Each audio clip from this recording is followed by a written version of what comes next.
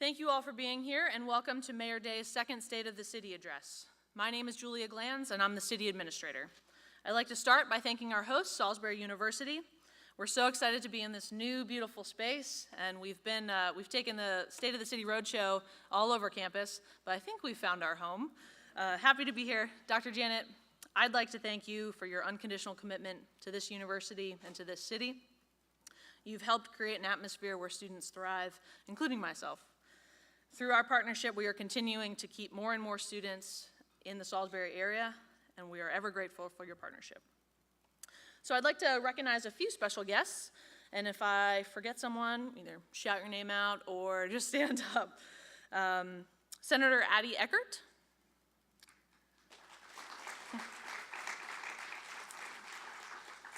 From the Governor's Office, Bunky Luffman. Delegate Carl Anderton. Kendall Cratch. Delegate Anderton will be joining us in a few moments. From SWED, Dave Ryan. Our Secretary of Cycling, who was named that position last year at the State of the City, Matt Drew. President of the GSC, Mike Dunn. President of the County Council, John Cannon.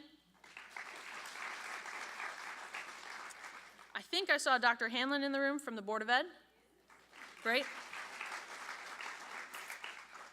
Weston Young from the county, the Deputy Director of Administration.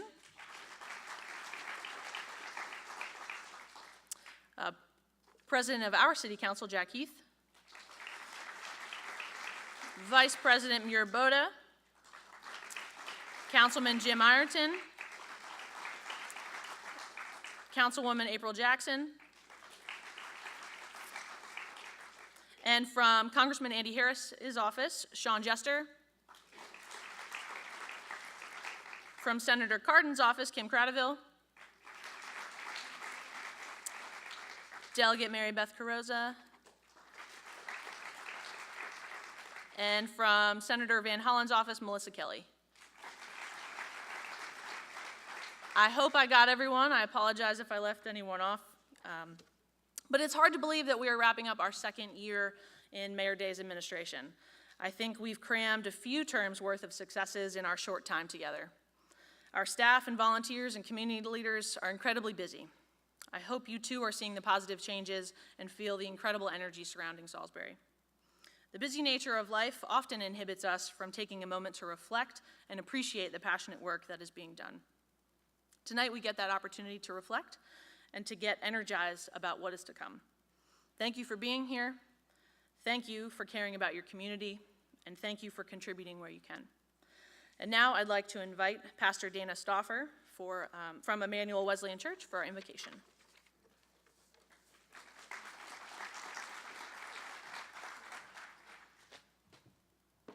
Let us pray. Heavenly Father, we just pause tonight, God, before we start this wonderful occasion. God, I just ask that you would be with each and every one of us tonight, God, as we come together. We thank you for this wonderful day that you've given us. And I just ask, Lord, as we come, that it would be a time of celebration of all the good things that have happened this past year in our city. And God, I thank you for the leadership of our city, and I pray for wisdom, and I pray for guidance for them in the days ahead.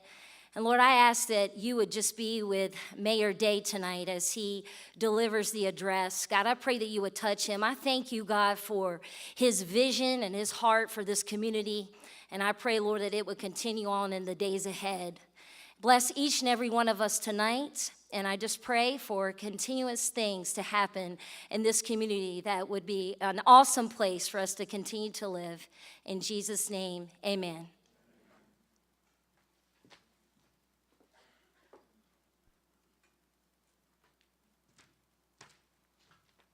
Good evening. I'm Eli Modlin. I work here at SU. I'm what you would call a come here.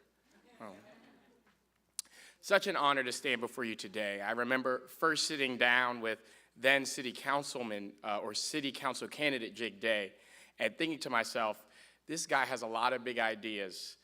I hope he gets elected just so I can see him try. Now when I sit down with the mayor, I think, I don't know how he's gonna do it, but I can't wait to see it happen. His enthusiasm and dedication to this community made Salisbury a place that I wanted to be. From his commitment to reducing the brain drain to simply making it clear that Salisbury wants you, Jake has done so much to make Salisbury feel like home to those of us who were not born here.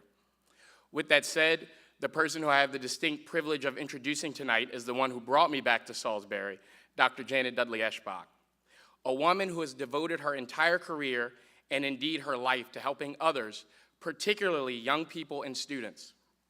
Under Dr. Janet, the student body has grown, the physical campus has grown, and we've become much more diverse and inclusive as an institution.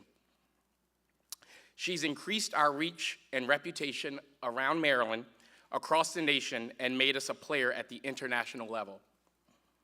The president has greatly improved town-gown relations, championed programs like Buy a Home, Build a Business for current students and recent grads, and funded programs such as Live Near Your Work for faculty and staff.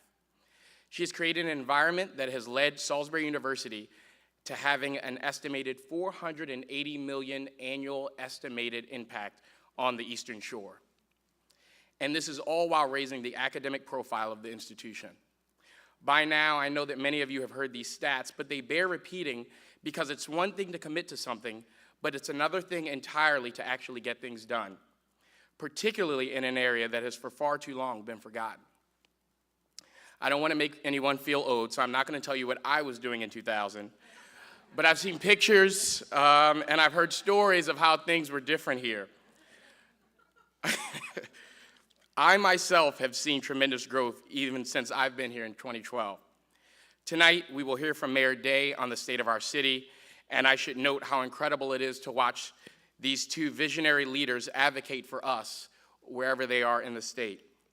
I also know that the state of this city is strong, due in no small part to the leadership, vision, drive, and tenacity of Dr. Janet Dudley-Eshbach. Madam President.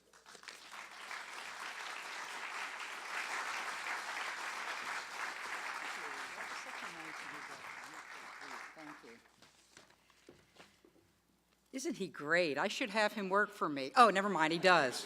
Never mind. Good evening and welcome to our campus. Again, I'm Janet Dudley-Eshbach, and for those of you who haven't figured it out yet, I am president here at this outstanding university, Salisbury University. You know, I do think that Salisbury University is a fitting location for this event, given the transformational work taking place in the city of Salisbury and right here at the university. Much of it happening in tandem, one thing with another. As many of you know, I recently announced that this academic year would be my last as president, which has led to a lot of reflection on my part and a few choked up moments even as I was listening to Eli. One of the top priorities of my administration as president of the university has been to ensure positive and increasingly positive city-university relationships. In 2003, I established the Town Gown Council in an effort to continue to bridge the divide that had been perceived between the university and our surrounding communities. We've had great success since 2003, but I must say, I've never been more encouraged or enthusiastic about the future of the relationship between the university and the city of Salisbury than I am right now. Over the last 18 years, I've had the pleasure of working with a number of mayors, city councils, and civic leaders, but I can say that, without a doubt, this is the best team we've ever had. The city is on the rise. From the tremendous amount of construction and revitalization that's taking place downtown, which we've been happy to be a part of through the Downtown Gallery building, to new and exciting events such as the Salisbury Marathon and the National Folk Festival, which is sure to draw tens of thousands of tourists to our area. That means dollars too, right? That means tourist dollars. Salisbury is truly a city where it's happening. It's a happening place. And I look at this beautiful photograph. I just said to my husband, let's sell our house and buy one of those condos so we have that view every night. So I, in particular, would like to thank, I think a realtor just applauded, I'm not sure. I'd like to thank Mayor Day, City Administrator Glantz, the entire City Council, and the City of Salisbury staff for helping to cement the positive relationship between the city and the university and embracing Salisbury as Maryland's coastal college town. Again, welcome and thank you. And I'd like to turn the podium over to our esteemed City Council President, Mr. Jack Heath. Thank you all very much.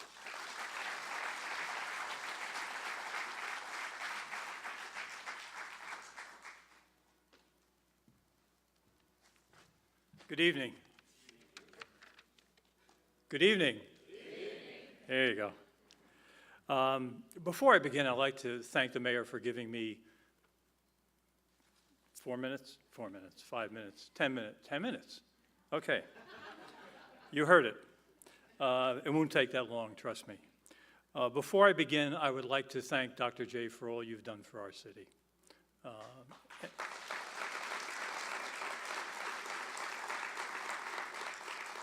My association with the university goes way back, including my 3 kids who went here and graduated.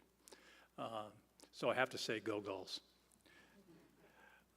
I would also like to thank the mayor's staff. Not only the mayor's staff, but all the department heads and the employees that every single solitary day respond to requests and needs by our citizens and take care of them in a very, very timely manner. Thank you all for what you do. We appreciate it.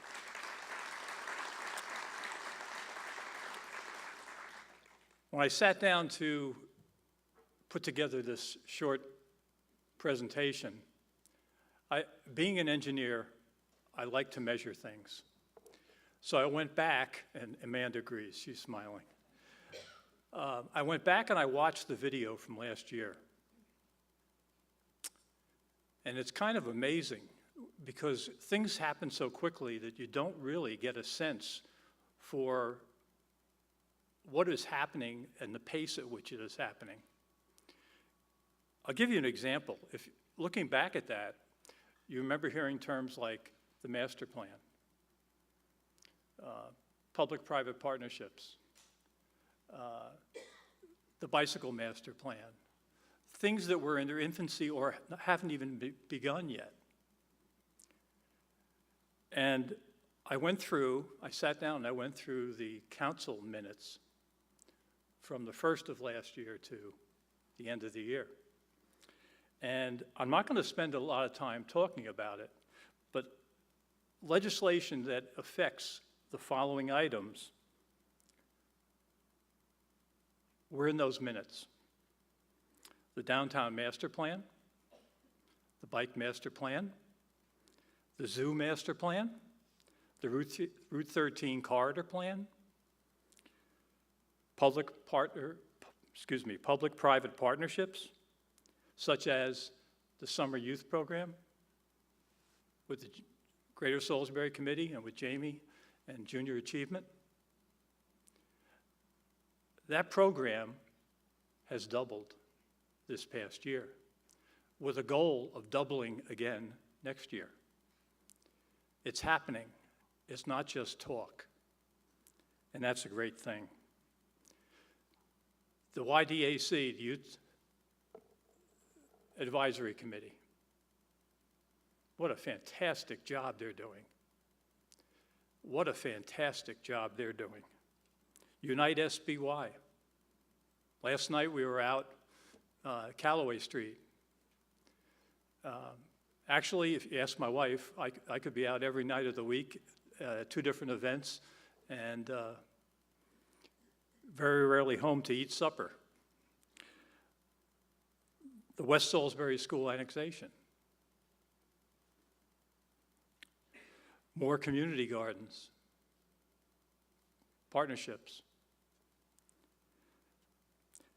I want to take a minute to talk about what I think is one of the biggest accomplishments, and I hope you'll bear with me because it involves a little bit of a story. When I was elected president of the council, it was nice. I went home and I tried to go to sleep, and I'm saying, wait a minute. We have 5 council members. We are all different political persuasion, different jobs, different districts. How do we get this thing to work? I'll tell you how we do. It's because people like Jim, April, Hardy, and Mir at times put their own opinions aside, sometimes negotiate, sometimes argue. But I will tell you that there are not 5 individuals that are more committed to the citizens of this city. I want to thank you.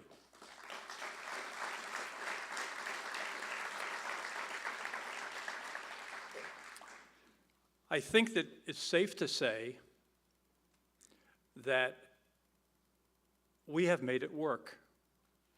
And the reason we have made it work is because the mayor and the council talk to each other.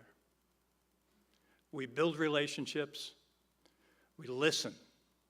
We don't always get our way, but in the end, we come up with a solution that we believe is best for the citizens of the city.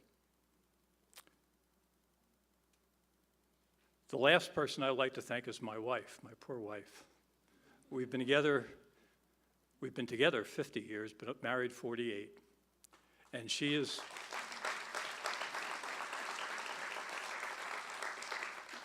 that applause is for her, because to put up with me for 48 years. But she's my confidant, my best friend, and believe it or not, the best devil's advocate that you could ever have living with you. She's not afraid to speak up and tell me and the mayor when she disagrees with something, but she's very supportive. And thank you. And finally, I'd like to thank all the citizens of Salisbury, because as the mayor has said before, and is evident every day that I walk the city, the people are our best assets, and you're the ones that make it happen. Thank you, and God bless you.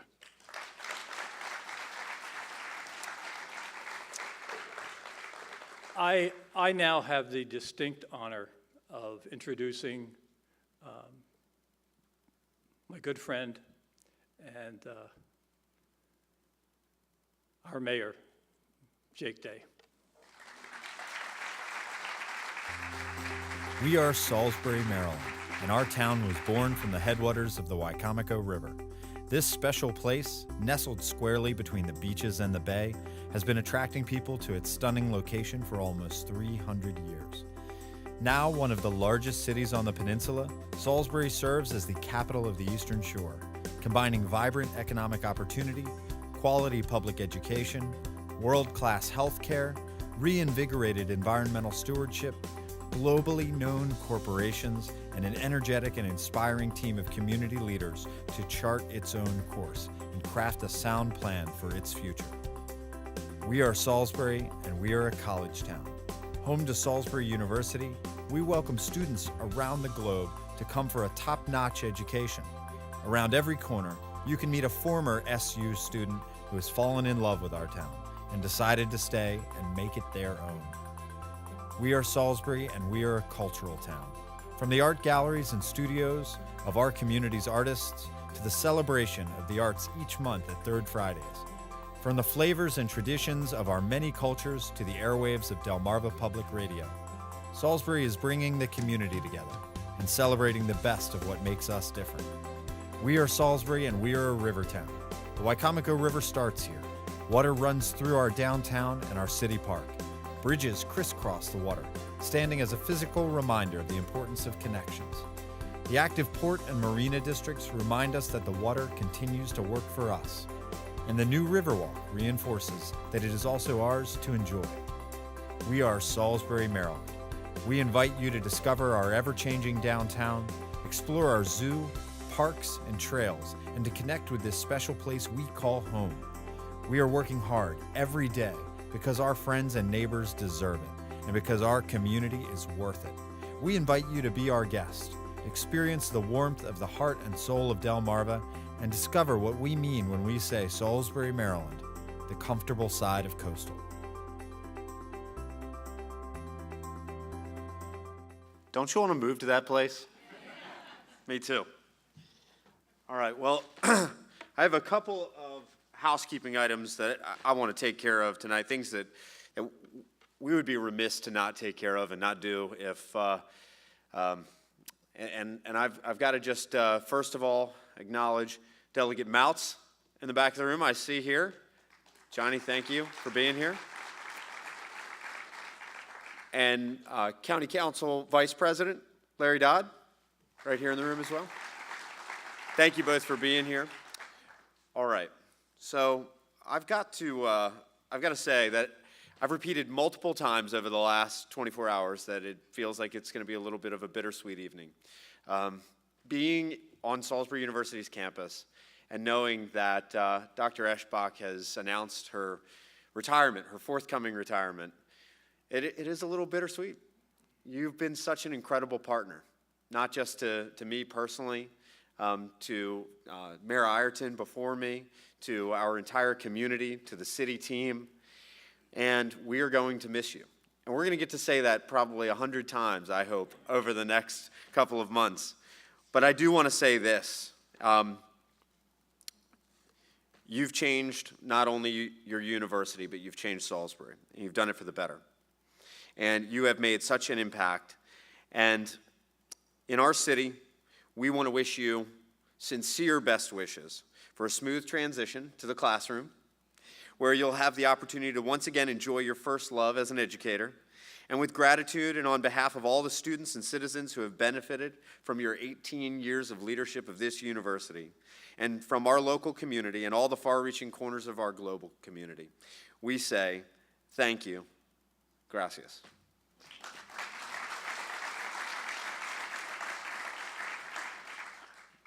Now, there's a lot more written on this proclamation. Now, I just read a little piece of it, but what I want to say is that we have decided that today is your day. And so today will be henceforth known, proclaimed by the Mayor and City Council, as Dr. Janet Dudley-Eshbach Day in Salisbury, Maryland.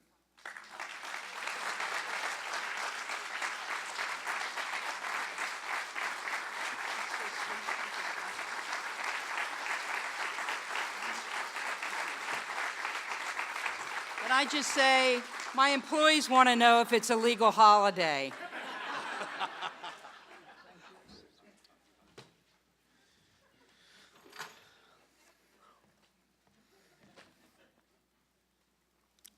I also want to thank Pastor Dana Stauffer. Thank you so much for that kind blessing. I want to thank Eli Modlin.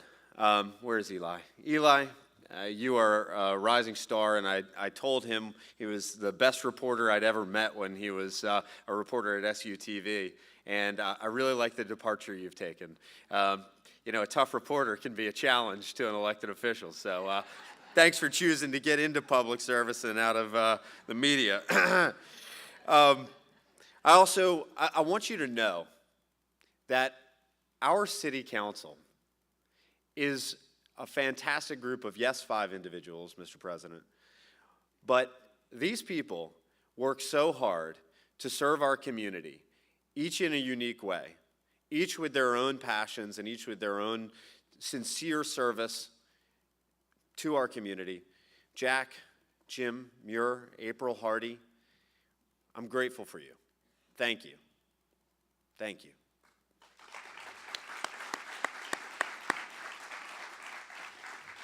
I also want to thank the city staff who came tonight. Can I get everybody to stand up, city staff?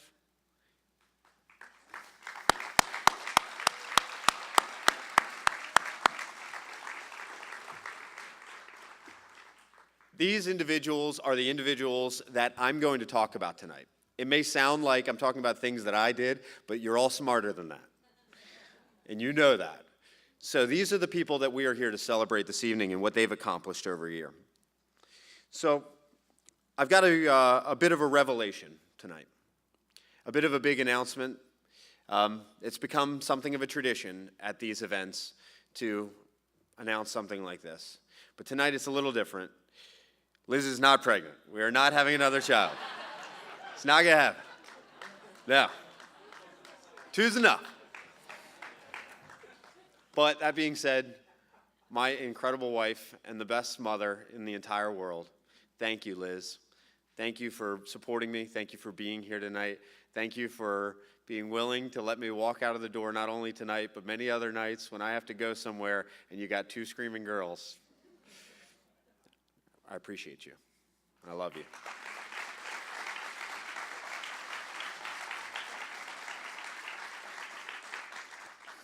To my mother and father, thank you so much for being here. I appreciate you. You're in our lives. You're in my life every single day. You're in our kids' lives, and I'm so grateful for that and the fact that you're right around the corner. That was not a reference to babysitting. It was not. It was not.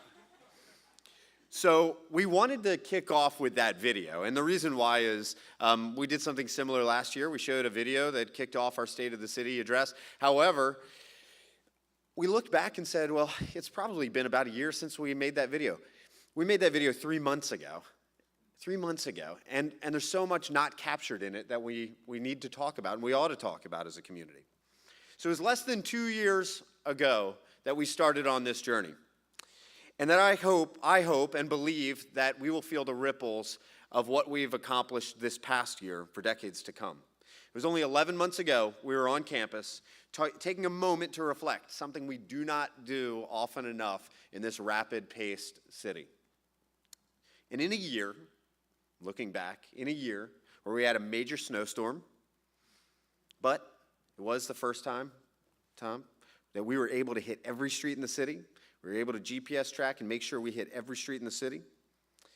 In a year when we had the second worst flood on record, and oh, by the way, the worst was only a year prior, there was a major difference in that the Cody Cox project was completed.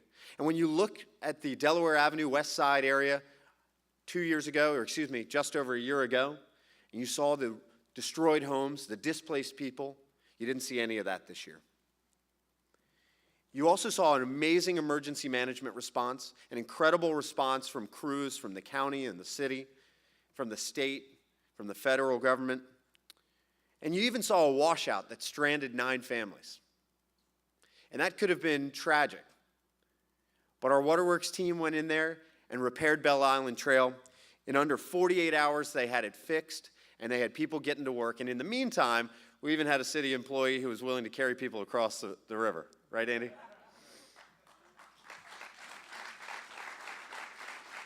And let's not forget, that same week, a tornado hit Salisbury. And the rapid response, the rapid cleanup from volunteers from Home Depot and from around the city team, the county, we were able to show partnership, to respond rapidly, and to clean that neighborhood up. And I believe what we've shown by being tried and tested is resilience.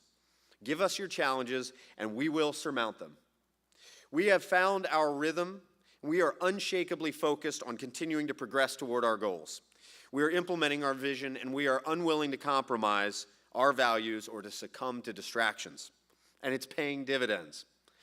Our rhythm enables us to get things done. We're more productive than the norm for government.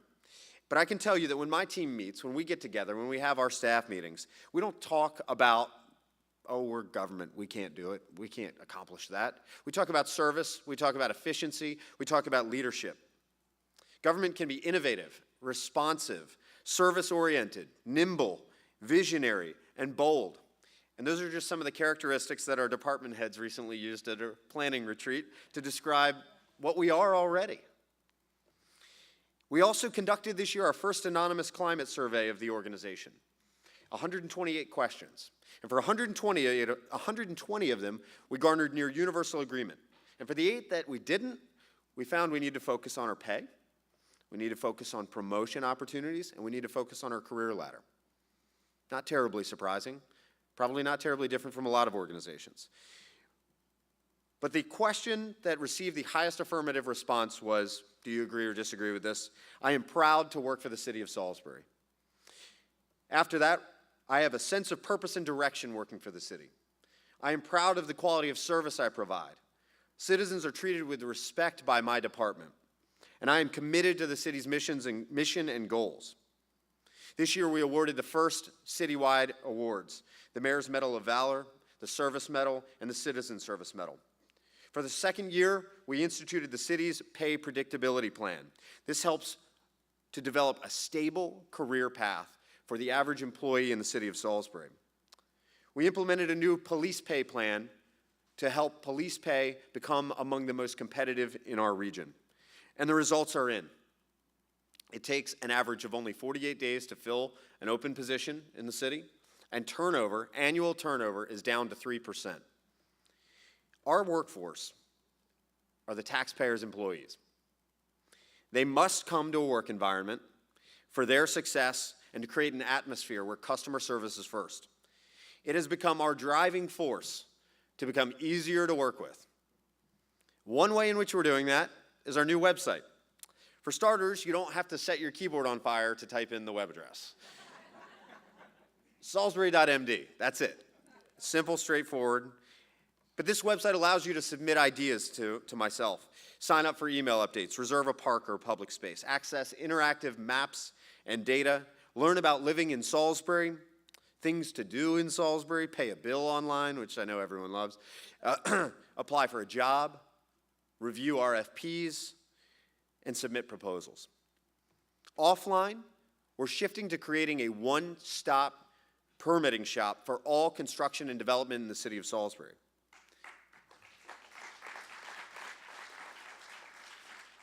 86% of our development plan reviews have been completed in less than 30 days. 87% of our building permit plan reviews have been completed in less than 7 days. Over the first year in office, our team studied quantifiable goals, just like these, measuring progress and analyzing the relationship between government structure and the goals of the people of Salisbury.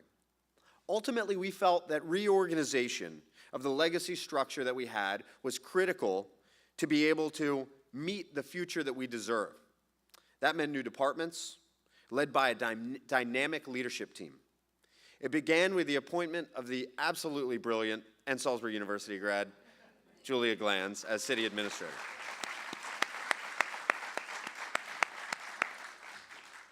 And it continued with the selection of the dynamic and energetic deputy city administrators, Andy Kitzrow and Allison Pulcher.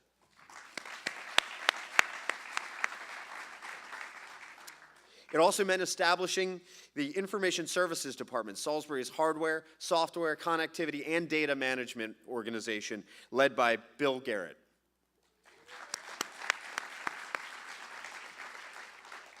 It meant establishing our Field Operations Department, which is the team that polishes our city on a daily basis, led by Tom Stevenson. And our Waterworks Department, Salisbury's provider of the best drinking water in Maryland, 3 years in a row, led by Mike Molds. And ultimately led to the development of the Infrastructure and Development Department, a one-stop shop for the design, permitting, and inspection of everything built in the city of Salisbury from concept to certificate of occupancy, led by Amanda Pollock. Just in case you didn't catch that, that's taking us from 5 places you had to go to permit a project, some city, some county, some joint, down to 1. 1 place for the review and approval of all projects. We will be the best place to work with and to build in. I'm committed to that. It also meant creating an independent procurement department, the team that selects and acquires the services and goods that the city of Salisbury needs to function, led by Jennifer Miller. And an independent finance department, the stewards of your resources, led by Keith Cordry. That department, by the way, has done so much for our city's financial stewardship. In 2016, we had the first public bond sale in years, meaning we had to subject our city's economy and our city's finances to stringent analysis by global credit rating firms Moody's and S&P. That year, we received a strong AA- rating. Much to our surprise, and without asking for an upgrade, S&P notified us this year that they were upgrading us to a AA based on, absolutely, yeah, I'm with you. Based on our strong economy, quote, strong economy, good financial policies, very strong budgetary flexibility, and strong liquidity. In addition to that, accounts receivable delinquency citywide is down 40%. We had a 0% increase in budget year over year. Totally different CIP that is actually $15 million smaller, the smallest amount requested in 10 years, because we're doing more where it counts with less. The city audit results came back with, quote, very positive review, with no new findings and all past findings resolved, based on our grant tracking, our increase in general fund balance, and our response to every single issue that we had had in the past. And we know we haven't done any of this alone. We are so appreciative of the support that we get from our partners. State support alone. We are incredibly grateful for our Eastern Shore delegation. This year, we received $180,000 in Phase 2 skate park funding and $1 million for our Main Street in downtown Salisbury.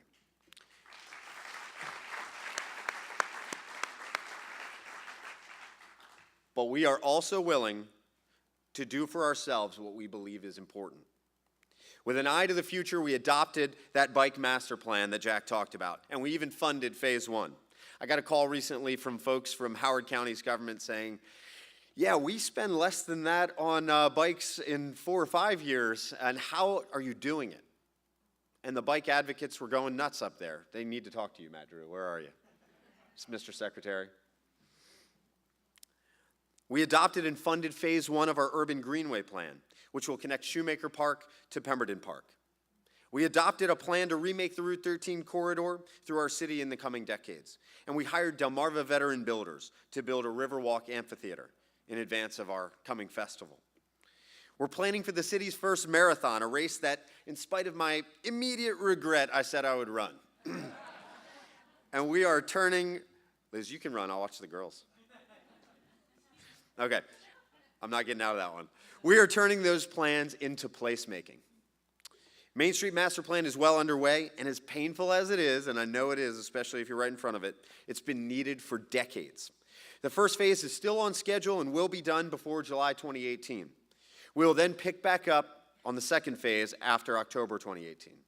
This year, we permanently protected nearly 90 acres at Naylor Mill Park, Maryland's largest conservation easement in a municipality.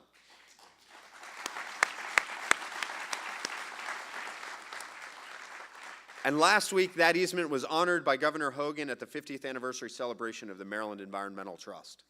We also turned an eyesore into a landmark at the Lemon Hill Standpipe. We opened the canoe and kayak launch down at the marina. And our field operations also conducted a beautiful cleanup of the marina riverfront. This is one of our transformational Thursday projects, something we've adopted recently. This is where we clean up a site, try a beautification project. We try to do it weekly, and something that provides a visual stimulus in the city. Some other examples of that are painting the Route 50 bridge. I hope no one from State Highway is here. It's not our bridge, but we painted it for you. Clean up along Main Street and College Avenue. I know that makes you happy, Jim. We got to do their job for them sometimes. Cleaned up some forgotten spaces in Salisbury, one of which, and I love this project, is we worked with an Eagle Scout named Ben Smith to restore the historic and often forgotten Pottersfield Cemetery. A great project.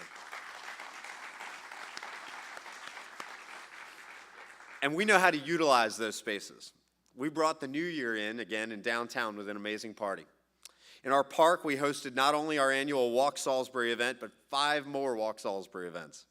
And right next door, in a few weeks, our wonderful and beloved zoo is going to welcome Pinocchio, a new Andean bear from Ecuador. Yeah, come on.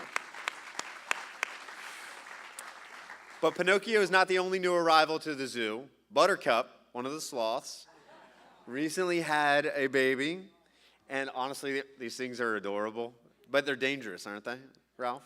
A little bit? Okay, they're slow moving at least. We increased our weekly river cleanups to 4 times a week, but I'm still not satisfied there. Because we love our river, for the first time ever, we fully funded the Wicomico Creek Watchers River Health Monitoring Program this year, and that's something we obviously want to continue into the future.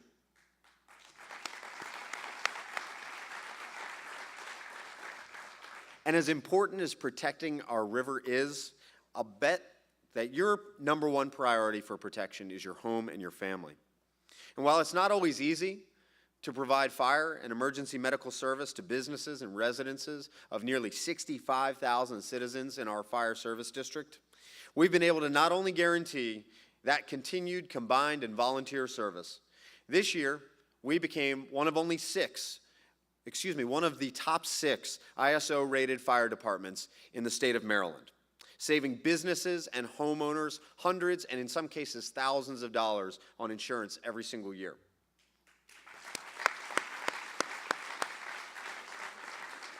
And as of last month, those incredible firefighters had met a couple important metric goals that I want to point out. Measured goals: 100% of structure fires confined to the room of origin last month, 100% arrival on time to standard on scene on a fire, and 65% meeting the travel time in 4 minutes goal. If we could just get rid of traffic, you'd meet 100% of those, right? The best part is that after 7 years with no agreement, we finally negotiated and signed a fire service agreement with Wicomico County.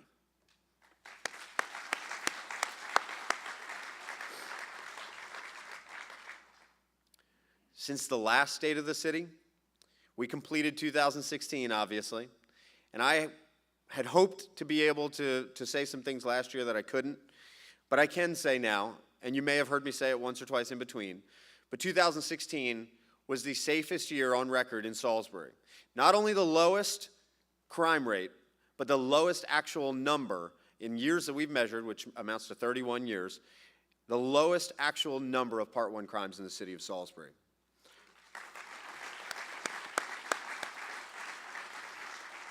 Thanks to our incredible police department, we are flat year over year from last year. And crime is down 4.7% over 2 years and 5% over the last 5 years. To respond to additional questions and concerns that come up, because when a crime happens in your neighborhood or to you, it feels like a crime wave. To respond to that and those public safety issues, we've instituted an interactive weekly public safety briefing, streamed live online. You can find the archive on YouTube. You can find it on Periscope. Where is the chief? Periscope, Facebook Live, you name it, we've got it. If you have any questions, that's an opportunity to actually ask those in public safety, what's going on and what can I do? Recognizing some specific crime trends that concerned us, particularly in violent crime, Chief Barbara Duncan relaunched our Safe Streets team, a leading and proactive unit designed to stamp out crime as it occurs in your neighborhoods. We also continue to fight the scourge of heroin. Last year, when I gave this address, we had 33 people in the year prior who had passed away from overdoses. I'm hopeful that the fact that 16 have passed away in the year since shows a light at the end of the tunnel. But I think we can all agree that 16 is 16 too many. And it'll take more than Narcan, and it'll take more than partnership between the city and county on the COAT team, although it's a fantastic program, and more than public awareness efforts to eliminate this threat to our children and our loved ones. I believe that we must remain vigilant in this fight and always in service to those who need us most. Historically, for Salisbury, that meant supporting the federal and state and county government. It meant supporting the philanthropic and private sectors. But whether we're talking about addiction, mental health, homelessness, re-entry, or youth development, if you look critically at the challenges we face as a community, and I think even as a nation, there's a correlation between those challenges and the things that we've neglected. If you look at what we've accomplished over the last few years, it's wonderful, but we have an obligation to those who have been overlooked. I'm proud to say that we have become a member of the Cities Thrive Coalition, led by New York City First Lady Shirlane McCray, and to be an advocate for mental health care for all, and to ensure that our most vulnerable residents have access to affordable mental health care. In August, we also we were able to announce that we were one of the Bloomberg Philanthropies Mayor's Innovation Competition Cities. We hosted an Idea Accelerator workshop, and we are now competing for a prize which would fund mental health screenings and treatment access for every child in the Salisbury area.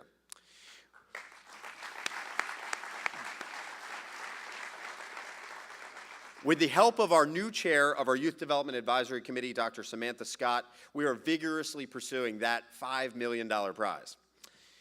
A year ago, I told you that we intended to work to house 10 of Salisbury's most vulnerable, the chronically homeless, through a permanent housing program. Salisbury Housing First is not only up and running, but of 100 chronically homeless people estimated to be on the lower shore at the time, we have now housed 25 of them.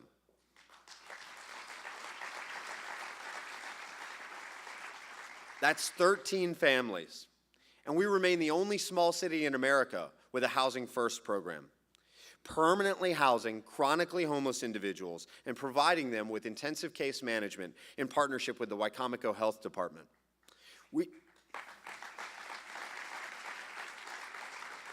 We have hired a case manager and a homelessness manager to oversee that program and the application of others like HUD-VASH and VA programs in reducing homelessness not only in Salisbury but across the lower shore. We are a concentration point for resources, so the homeless from Ocean City or Crisfield or Dorchester County end up here. We have also long acknowledged that we will suffer the consequences of not being more deeply invested in the path of our children. We now see that immediate action is required. This year, in partnership with Judge Matt Massarello, Salisbury Police Department led the Doverdale Lacrosse program and connected dozens of children across the neighborhood, teaching them teamwork, sports, and life skills. Our youth development team, something we didn't even have and couldn't even talk about 2 years ago. Our youth development team took on the Youth Leadership Academy, a program founded by Dr. George Whitehead and Paula Morris, inviting more than 30 young people from around the region to an all-day workshop for young leaders. We this year had the 4th class of the Youth Civics Council. And talk about leaders. This group of young men and women not only learned about local government and how it functions, but also came up with ideas for how to transform their community. And ultimately, our efforts for our kids have become even more focused. With the adoption of the strong SBY neighborhood plan and acquisition and establishment of community centers focused on 3 neighborhoods, we are taking strides forward. In the Smith Street neighborhood, we acquired the Newton Street Community Center, and we will be opening it in summer 2018. This will be a place for early intervention, values-based, after-school programming, including meals, career exploration, homework help, recreation, and of course, a safe place to be watched until someone can come pick you up and take you home.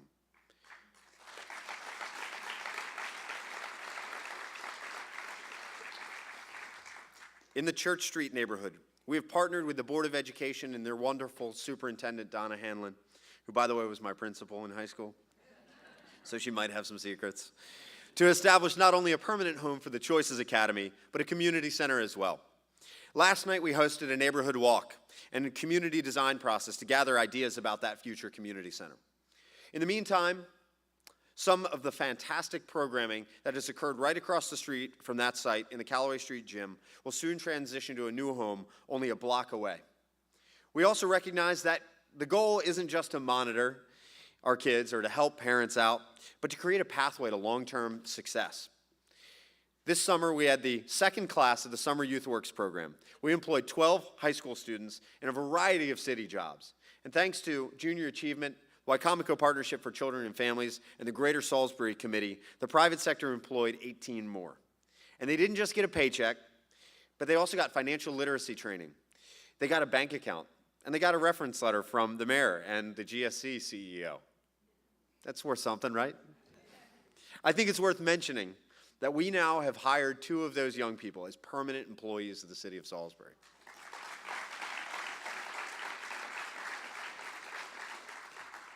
That's not our jobs plan, though.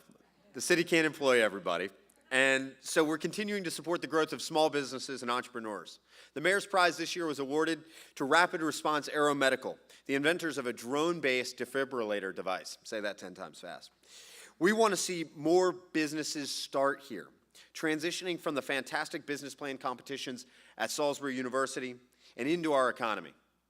This year we started the Buy a Home, Build a Business program, which helps entrepreneurs not only start their business here in Salisbury, but thanks to a partnership with Salisbury Neighborhood Housing Service, they can choose to invest in a home here and be a part of a neighborhood and be a part of our city. This is the type of investment we want to see in each of our neighborhoods, and we're working on it in a variety of ways.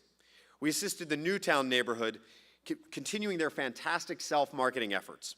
They produced brochures, had an open house with the realtor community, and even created a new website. That won, by the way, the state's Historic Preservation Award this year. And Salisbury actually took home 2 of those awards. We took home one for the gorgeous Riverview Commons building, and by the way, that's the only time I've ever said that right. We also transitioned, after years of discussion and debate, the Bricks building on Church Street into private hands. And we worked hard to clean up. No one applauded more than the city council members. And we worked hard to clean up neighborhoods with a street sweeping regime that covers every street in the city twice each month. We repaved streets all over the city, including Civic Avenue and Beekman Park Drive. We worked with the railroad to rebuild the crossing at Canal Park Drive. And we attended to private property all over town to reduce concerns about flooding. Perhaps most importantly, we literally took to the streets. We brought our city team out of our office building in our vehicles, and we walked block to block in 4 city neighborhoods, a process we will continue citywide. Here we listened, we learned, we asked what we could do better, we asked what people are seeing, and we asked what they needed. We shared resources, new recycling bins, smoke detectors, and even hot dogs and hamburgers. I believe that government must meet people where they are and live the ethic of service. And that service also starts right outside of our own government office building. In downtown Salisbury, we've reorganized our team to have downtown ambassadors, working to clean up and beautify downtown every single day. We are continuing to roll forward on our city redevelopment projects. Just last month, the Planning Commission approved plans for development of parking lots 1 and 11. We also saw the Commission approve plans for 500 Riverside, including plans for a restaurant, shopping area, and an event center. We requested and received 2 proposals for a parking lot 16 along our Riverwalk, and I know everybody wants to see a lively Riverwalk. And just yesterday, the sale of the property at the marina was completed, meaning we are only weeks away from approving stormwater and site plans for the boathouse, restaurants, retail, apartments, and development right there on that property.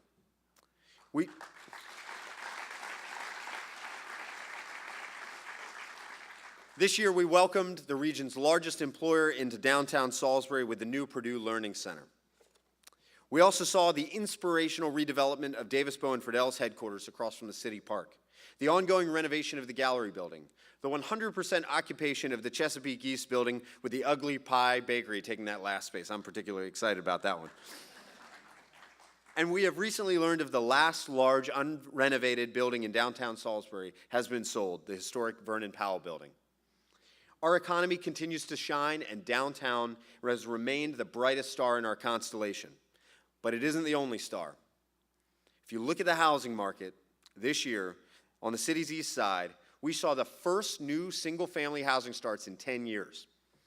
I believe that's in part because of the moratorium on fees that we put in place for single-family residential in Salisbury.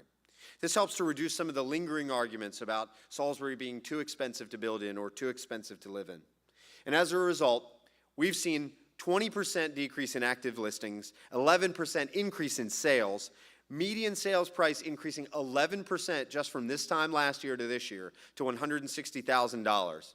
And sales price beating list price for the first time, and I see at least one realtor in the room taking out his phone and saying, sell, sell, sell.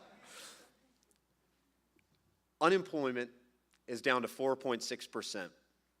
Not only in the Salisbury metro area at large, but also right here in Wicomico County. The Salisbury metro area added 4,300 jobs in the last 12 months. And by the way, that's a record. In Salisbury alone, we added 1,687 of those jobs. 400 of them in manufacturing. And there's more coming. Recently, the Maryland Department of Commerce and Salisbury-Wycomico Economic Development have announced 50 jobs coming from Toroid Panel and Harness, 42 at MSI Craig Technologies, 50 at RDI Wire and Cable, and 25 moving from Canada to Salisbury in Nat Fen. We added 200 construction jobs in the last year. And oh, by the way, we saw a 30% increase in construction value over this time last year. In the last year, in the city, we built $163 million of development. 12 months. And the city is trying to help create opportunities for young people who grow up here as well.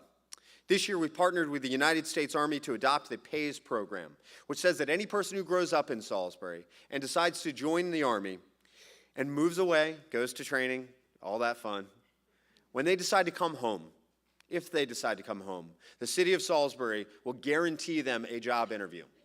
And I can personally attest to the skill set that those coming out of our Army come back to the workforce with.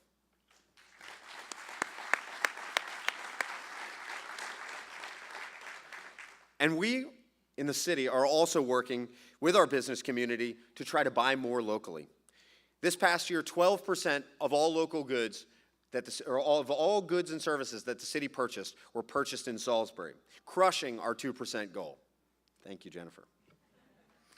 And if I sound at all proud of what the city is doing and where we're heading, it's because I am. Of course, there's a ton to do, and there's so many projects that we haven't even started that I can't wait to be a part of and see to the finish line. But if you think I sound at all too proud of this city and its accomplishments, you don't have to take my word for it. Others have noticed it as well. Council President Heath and I traveled to Solomon's Island this year to accept our Sustainable Maryland Certification Award. Our downtown master plan was awarded the 2017 Sustainable Growth Award from the Maryland Sustainable Growth Commission. We received the incredible Distinguished Community Leadership Award as a city from Salisbury University's President Janet Dudley-Eshbach. We received the Silver Maryland Healthiest Business Award. And our Youth Development Advisory Committee received the 2017 Maryland Municipal League Achievement Award for large cities.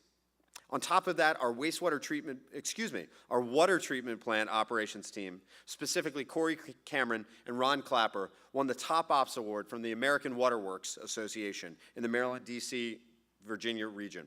And for the third year in a row, we were awarded for having Maryland's best drinking water. When you look at our peers, we stand out. Our metro area has about 400,000 people. It's not huge, it's medium-sized. But there are about 55 similar-sized metro areas in the United States, from 300,000 to 500,000. Among them, we are the 12th fastest growing. Among them, we have the 8th fastest growing center city. We are the 3rd largest metro area in terms of the ratio of the size of our center city and the size of the metro area in total. And we have the #1 concentration of jobs in that center city among our 55 peer metro areas in the United States.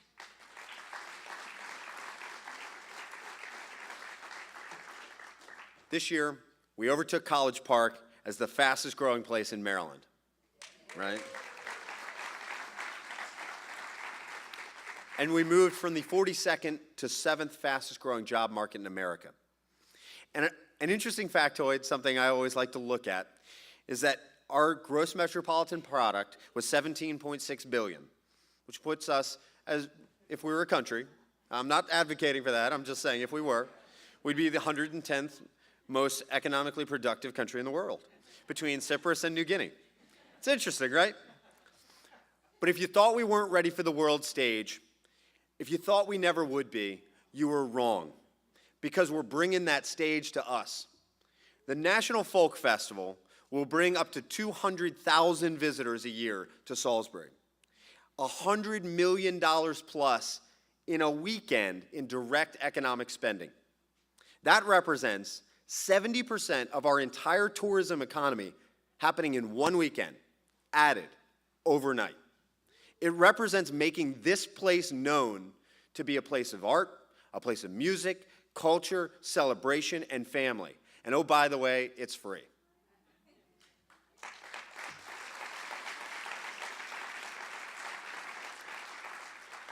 So when they arrive, when they come, are you ready to show them that Salisbury is the heart and soul of Delmarva? I know I am. With your continued help, ladies and gentlemen, we are and we will be one of the great small cities in America. Thank you.